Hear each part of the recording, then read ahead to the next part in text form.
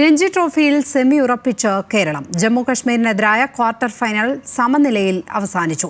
അവസാന ദിനം കേരളത്തിന്റെ ശക്തമായ ചെറുത്തുനിൽപ്പാണ് കണ്ടത്. സെമിയിൽ ഗുജറാത്താണ് കേരളത്തിന്റെ എതിരാളികൾ. സ്പോർട്സ് ഡെസ്കിൽ നിന്നും മനീഷ് ഐഷ മാത്യു ചേരുന്നു. മനീഷ്, സൽമാൻ നിസാറും മുഹമ്മദ് അസ്രുദ്ദീന്റെയും ഒക്കെ ചെറുത്തുനിൽപ്പ് എത്രത്തോളം ആവേശകരമായിരുന്നു? ലക്ഷ്മി, ഏറ്റവും ആവേശകരമായ മത്സരത്തിനൊടുവിലാണ് കേരളം ഇപ്പോൾ സെമിയിൽ പ്രവേശിച്ചിരിക്കുന്നത്. 2019 ശേഷം 6 വർഷത്തിൻ്റെ ഇടവേളയ്ക്ക് ശേഷമാണ് നിലവിലിപ്പോൾ കേരളം രഞ്ജി ട്രോഫിയിൽ 2ാം തവണയും പ്രവേശിച്ചിരിക്കുന്നത്.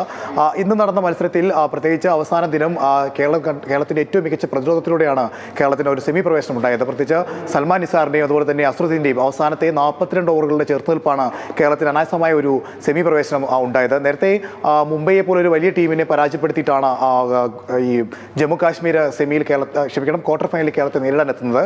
അതിൻ്റെ ആത്മവിശ്വാസത്തിലെത്തിയ ജമ്മു കാശ്മീർ സംബന്ധിച്ചിടത്തോളം കേരളത്തിലെ അനായാസമായി അവസാന ദിവസം പുറത്താക്കാമെന്നുള്ളതായിരുന്നു ധാരണ. പക്ഷേ ആ ധാരണകളെല്ലാം തെറ്റിച്ചുകൊണ്ടാണ് കേരളത്തിൻ്റെ ബാറ്റർമാർ ബാറ്റ് വീശിയത്.